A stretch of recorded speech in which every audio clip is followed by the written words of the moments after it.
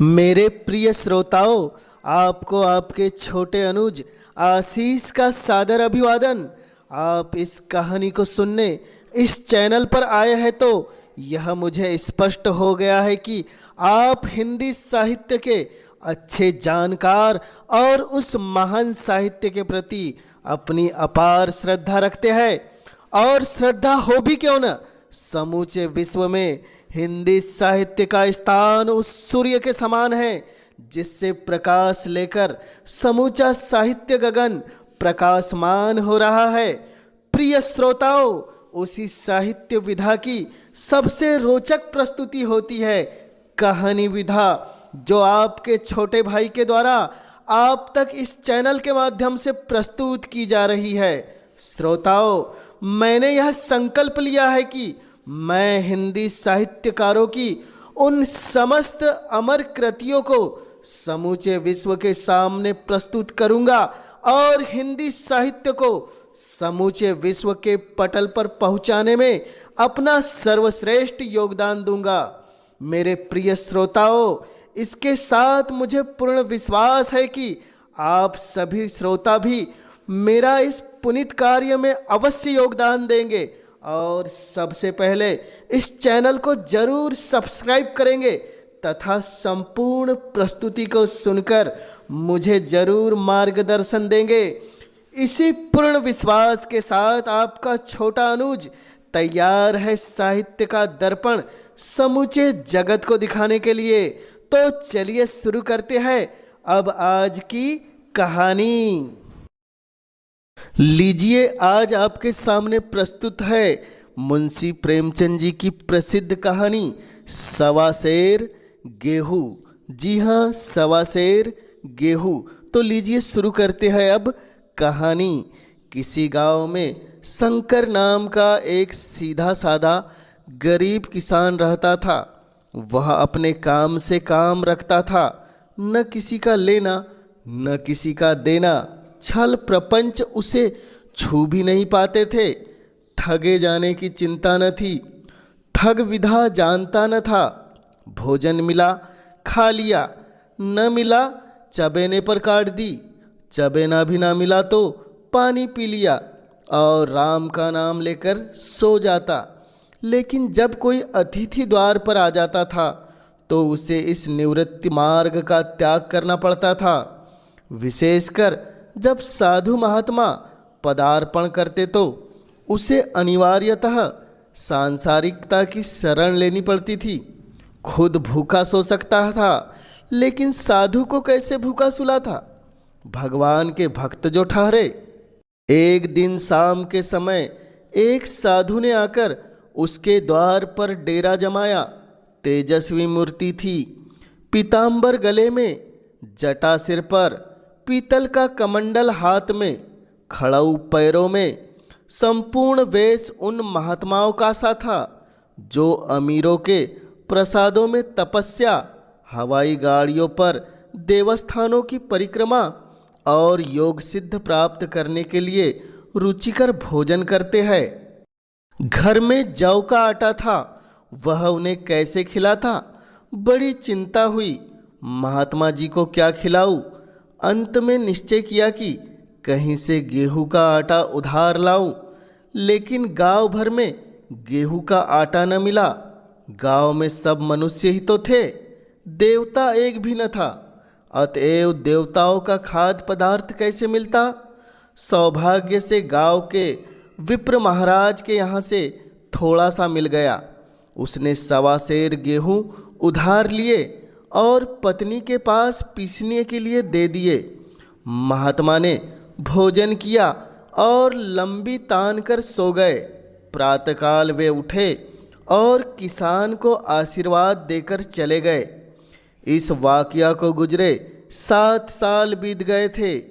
विप्र महाराज हुए, शंकर किसान से मजदूर हो गए। उसका छोटा भाई मंगल उससे अलग हो गया था। एक साथ रहकर दोनों किसान थे, अलग होकर मजदूर हो गए थे।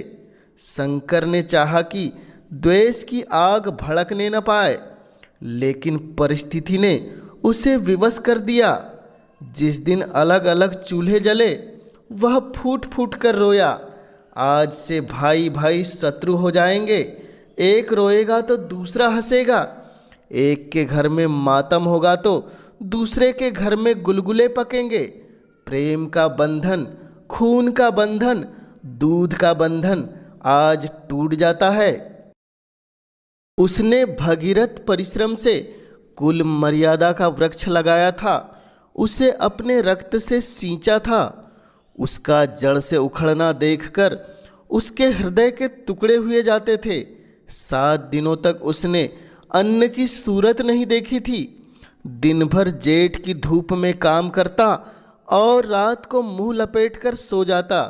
इस भीषण वेदना और दुस्साह कष्ट ने रक्त ही जला दिया, मांस और मज्जा को धुला दिया। बीमार पड़ा तो महीनों खाट से न उठा। अब गुजर बसर कैसे हो? 5 बीघे के आधे खेत रह गए, एक बैल रह गया। खेती क्या खाक होती? अंत में यहाँ तक नौबत पहुँची कि खेती केवल मर्यादा रक्षा का साधन मात्र रह गई। जीविका का भार मजूरी पर आ पड़ा। 7 वर्ष बीत गए। एक दिन जब शंकर मजूरी करके लौटा तो रास्ते में विप्र जी ने टोक कर कहा, शंकर, कल आकर अपने बीज वेंग का हिसाब कर ले। तेरे यहाँ 4.5 मन गेहूँ कब से बाकी पड़े हुए हैं और तू देने का नाम ही नहीं लेता। क्या हजम करने का इरादा है क्या? यह सुनकर शंकर चकित रह गया। उसने कहा, विप्र जी, मैंने तुमसे कब गेहूँ लिए हैं जो 5.5 मन हो गए? शायद तुम भूल रहे हो, मेरे यहाँ किसी का छटाक भर न अनाज है न पैसा उधार। विप्र जी ने कहा, इसी नियत का तो यह फल भोग रहे हो कि खाने को नहीं जुड़ता। यह कहकर विप्र जी ने उस 1.25 सेर गेहूं का जिक्र किया जो उन्होंने आज से 7 वर्ष पहले शंकर को दिए थे। यह सुनकर शंकर अवाक रह गया। मन ही मन कहने लगा, हे ईश्वर, मैंने इन्हें कितनी बार खलिहानी दी, इन्होंने मेरा कौन सा काम किया? जब पौथी पत्रा देखने साइन सगुन विचारने द्वार पर आते थे, कुछ न कुछ दक्षिणा ले जाते थे। इतना स्वार्थ 1.25 सेर अनाज को अंडे की तरह सेकर आज यह पिशाच खड़ा कर दिया जो मुझे निगल ही जाएगा। इतने दिनों में अगर एक बार भी कह देते तो मैं गेहूँ तौल कर दे देता। क्या इसी नियत से चुप साधे बैठे थे? फिर प्रत्यक्ष में बोला, महाराज, नाम लेकर तो मैंने इतना अनाज नहीं दिया, लेकिन कई बार खलिहानी ने सेर सेर 2-2 सेर आपको मैंने गेहूँ दिए हैं। अब आप आज 5.5 मन मांगते हैं, कहाँ से दूंगा? विप्र जी ने कहा, लेखा जाओ जाओ, बख्शीश 100-100। तुमने जो कुछ दिया होगा उसका कोई हिसाब नहीं। चाहे एक चीज की जगह 4 पसेरी दे दो। तुम्हारे नाम बही में 5.5 मन लिखा हुआ है, जिससे चाहे हिसाब लगवा लो। दे दो तो तुम्हारा नाम छेक दूँ, नहीं तो और भी बढ़ता रहेगा। शंकर ने कहा, महाराज, क्यों एक गरीब को सताते हो? मेरे खाने का ठिकाना नहीं है, इतना गेहूं कहाँ से लाऊंगा? विप्र ने कहा, तुम कहीं से भी लाओ, मैं एक छटाक भर भी नहीं छोड़ूंगा। यहाँ नहीं दोगे, भगवान के घर तो दोगे। यह सुनकर शंकर काँप उठा। अगर वह पढ़ा लिखा होता तो कह देता, अच्छी बात है, ईश्वर के घर में ही देंगे। वहाँ की तौल यहाँ की कुछ बड़ी तो न होगी, कम से कम इसका कोई प्रमाण हमारे पास नहीं। फिर उसकी क्या चिंता? लेकिन शंकर इतना तार्किक व्यवहार चतुर नहीं था।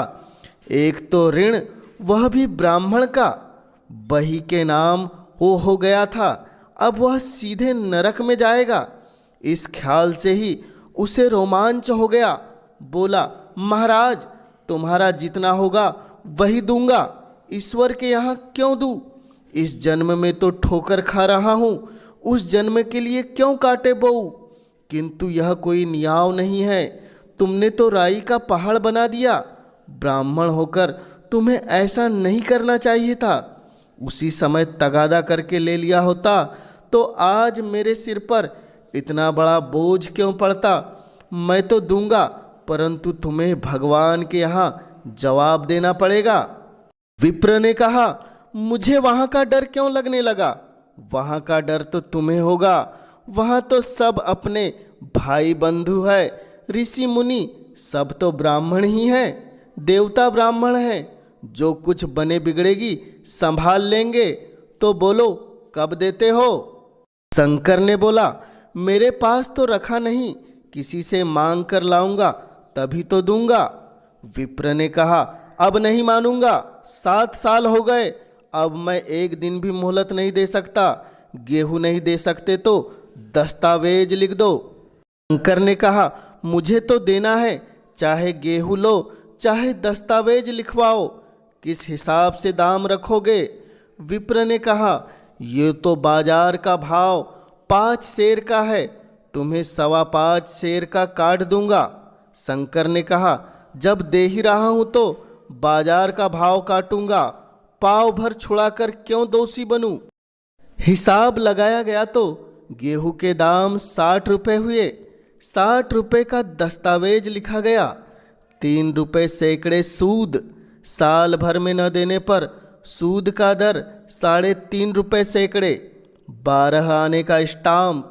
1 रुपये दस्तावेज की तहरीर शंकर को ऊपर से देनी पड़ी।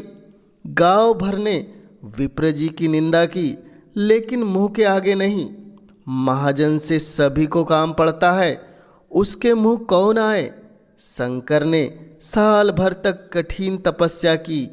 मियाद के पहले रुपए अदा करने का उसने व्रत सा कर लिया। दोपहर को पहले भी चूल्हा नहीं जलता था, चबेने पर बसर होती थी, अब वह भी बंद हुआ। केवल लड़के के लिए रात को रोटियां रख दी जाती थी। 1 पैसे रोज का तंबाकू पीने का उसका एक व्यसन था, जिसका वह कभी त्याग न कर सका था। अब वह व्यसन भी इस कठिन व्रत की भेंट हो गया। उसने चिलम पटक दी और तंबाकू की हांडी चूर चूर कर डाली। कपड़े पहले भी त्याग का चरम सीमा तक पहुंच चुके थे, अब वह प्रकृति की न्यूनतम रेखाओं में आबद्ध हो गए। शिशिर की अस्थि भेदक शीत को उसने आग ताप कर काट दिया। इस ध्रुव संकल्प का फल आशा से बढ़कर निकला। साल के अंत में उसके पास 60 रुपये जमा हो गए। उसने समझा, पंडित जी को इतने रुपए दे दूंगा और कहूँगा, महाराज बाकी रुपए भी जल्द ही आपके सामने हाजिर करूँगा। 15 रुपये की तो बात है, क्या पंडित जी इतना भी न मानेंगे? उसने रुपए लिए और ले जाकर पंडित जी के चरण कमलों पर अर्पण किए। पंडित जी ने विस्मित होकर पूछा, किसी से उधार तो नहीं लिए? शंकर ने कहा, नहीं महाराज, आपकी कृपा से मजदूरी अच्छी मिल गई थी। विप्र ने कहा, लेकिन यह तो केवल 60 रुपये ही है, बाकी 15 रुपये कहाँ है? शंकर ने कहा, हाँ महाराज, अभी तो इतने ही हैं, बाकी 15 रुपये 2-3 महीने में वापस कर दूंगा, कृपा करके मुझे ऋण कर दीजिए। विप्र ने कहा, ऋण तो तभी होंगे जबकि मेरी कौड़ी कौड़ी चुका दोगे, जाकर मेरे 15 रुपये ले आओ। शंकर ने कहा, महाराज इतनी दया करो, अब सांझ की रोटियों का भी ठिकाना नहीं है, गांव में हूँ तो कभी भी दे दूंगा। विप्र ने कहा, मैं यह रोग नहीं पालता, न बहुत बातें करना जानता हूँ। अगर मेरे पूरे रुपए न मिले तो आज से 3.5 रुपये सैकड़े का ब्याज लगेगा। अपने रुपए चाहे अपने घर में रखो, चाहे मेरे यहाँ छोड़ जाओ। शंकर ने कहा, महाराज जितना लाया हूँ उतना तो रख लीजिए, बाकी के 15 रुपये का इंतजाम मैं करता हूँ। यह कहकर शंकर वहाँ से चला आया। शंकर ने सारा गांव छान मारा, मगर किसी ने उसे रुपये नहीं दिए। इसलिए नहीं कि उसका विश्वास न था, या किसी के पास रुपए न थे, बल्कि इसलिए कि पंडित जी के शिकार को छेड़ने की किसी में हिम्मत न थी। शंकर साल भर तक तपस्या करने पर भी जब ऋण से मुक्त होने में सफल न हो सका तो उसका संयम निराशा के रूप में परिणित हो गया। उसने समझ लिया कि जब इतना कष्ट सहने पर भी साल भर में 60 रुपये से अधिक न जमा कर सका तो अब और कौन सा उपाय है जिसके द्वारा इससे दूने रुपए जमा हो। जब सिर पर ऋण का बोझ ही लादना है तो क्या मन भर और क्या सवा मन का। उसका उत्साह क्षीण हो गया, मेहनत से घृणा हो गई। आशा उत्साह की जननी है, आशा में तेज है, बल है, जीवन है, आशा ही की संचालन शक्ति है। शंकर आशाहीन न होकर उदास हो गया। वह जरूरतें जिनको उसने साल भर तक टाल रखा था अब द्वार पर खड़ी होने वाली भिखारिणी न थी, बल्कि छाती पर सवार होने वाली पिशाचिनियाँ थी जो अपनी भेंट लिए बिना जान नहीं छोड़ती। कपड़ों में चकतियों के लगाने की भी एक सीमा होती है।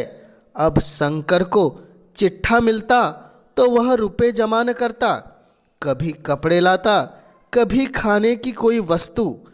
जहाँ पहले तंबाकू ही पीता था वहाँ गांजे और चरस का भी चस्का लगा। उसे अब रुपए अदा करने की कोई चिंता न थी, मानो उसके ऊपर किसी का एक पैसा भी नहीं आता। वह काम करने अवश्य जाता था, लेकिन काम पर न जाने का बहाना भी ढूंढता रहता था। इस तरह 3 वर्ष निकल गए। विप्र जी महाराज ने एक बार फिर तकाजा नहीं किया। वह चतुर शिकारी की तरह अचूक निशाना लगाना चाहते थे। पहले से शिकार को चौकन्ना उनकी नीति की विरुद्ध था। एक दिन उन्होंने शंकर को बुलाकर हिसाब दिखाया। 60 रुपये जो जमा थे वह मीनहा करने पर अब भी शंकर के जिम्मे 120 रुपये निकले। हिसाब देखकर शंकर बोला, महाराज इतने रुपए तो उसी जन्म में दूंगा, इस जन्म में तो नहीं दे सकता।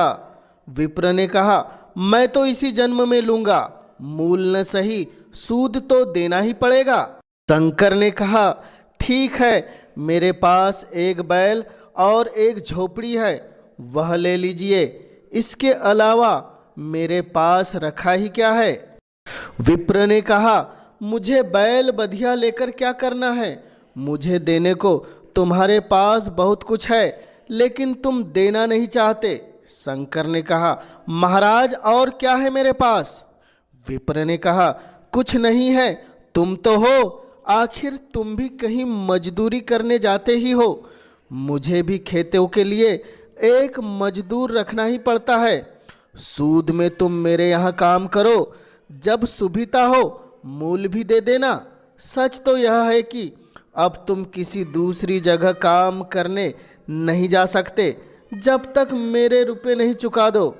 तुम्हारे पास कोई जायदाद नहीं है, इतनी बड़ी गठरी में किस एतबार पर छोड़ दूँ। कौन इसका जिम्मा लेगा कि मुझे महीने महीने सूद लेते जाओगे, और कहीं कमाकर जब तुम मुझे सूद भी नहीं दे सकते तो मूल की कौन कहे। शंकर ने कहा, महाराज सूद में तो काम करूँगा, मगर खाऊंगा क्या। विप्र ने कहा, तुम्हारी पत्नी है, बेटा है, क्या वे हाथ पैर काट के बैठेंगे। रहा मैं, तुम्हें आधे सेर जौ रोज कलेवा के लिए दे दिया करूँगा, और क्या चाहिए तुम्हें। यह सच है कि लोग तुम्हें 6 आने रोज देते हैं, पर मुझे ऐसी गरज नहीं है, मैं तुम्हें अपने रुपये भराने के लिए रखता हूँ। शंकर कुछ देर तक विचार मग्न चिंता में डूबा रहा, फिर बोला, महाराज यह तो जन्म भर की गुलामी हुई। विप्र ने कहा, गुलामी समझो चाहे मजदूरी, मैं अपने रुपये वसूल किए बिना तुम्हें नहीं छोड़ सकता। तुम भागोगे तो तुम्हारा लड़का भरेगा, लेकिन हाँ, जब कोई नहीं रहेगा तब बात दूसरी है। इस निर्णय की कहीं अपील नहीं थी। मजदूर की जमानत कौन करेगा, कहीं शरण न थी। भाग कर कहाँ जाता। आखिर मजबूर होकर शंकर ने विप्र जी के यहाँ काम करना शुरू कर दिया। 1.25 सेर गेहूं की बदौलत उम्र भर के लिए गुलामी की बेड़ी पैरों में डालनी पड़ी। उस अभागे को अब अगर किसी विचार से संतोष था तो यह था कि यह मेरे पूर्व जन्म का संस्कार है। पत्नी को वे काम करने पड़ते थे जो उसने कभी न किए थे। बेटा दानों को तरसता था, लेकिन अब शंकर चुपचाप देखने के सिवाय और कर भी क्या सकता था। वह गेहूं के दाने किसी देवता के श्राप की भांति यावत जीवन उसके सिर से न उतरे। शंकर ने विप्र जी के यहाँ 120 वर्ष तक गुलामी करने के बाद इस दुस्सार संसार से प्रस्थान किया। 120 रुपये अभी तक उसके सर पर सवार थे। पंडित जी ने उस गरीब को भगवान के दरबार में कष्ट देना उचित न समझा। इतने अन्यायी, इतने निर्दयी थे। उसके जवान बेटे की गर्दन पकड़ी। आज तक वह विप्र जी के यहाँ काम करता है। उसका उद्धार कब होगा, होगा भी या नहीं, भगवान ही जाने। पाठक, इस वृतांत को कपोल कल्पित न समझिए। यह कहानी आपको कैसी लगी, कमेंट्स के माध्यम से हमें ज़रूर बतलाएं और जन जन तक हिंदी साहित्य की गाथा को पहुंचाने में अपना योगदान देने इस चैनल को अवश्य सब्सक्राइब कीजिए, ताकि आपके सहयोग से मैं हिंदी साहित्य की महान रचनाओं को जन जन तक पहुंचाने के लिए हमेशा उत्साहित रह सकूं। आप सभी श्रोताओं का पुनः इस चैनल से जुड़ने के लिए हृदय की गहराई से बहुत बहुत आभार।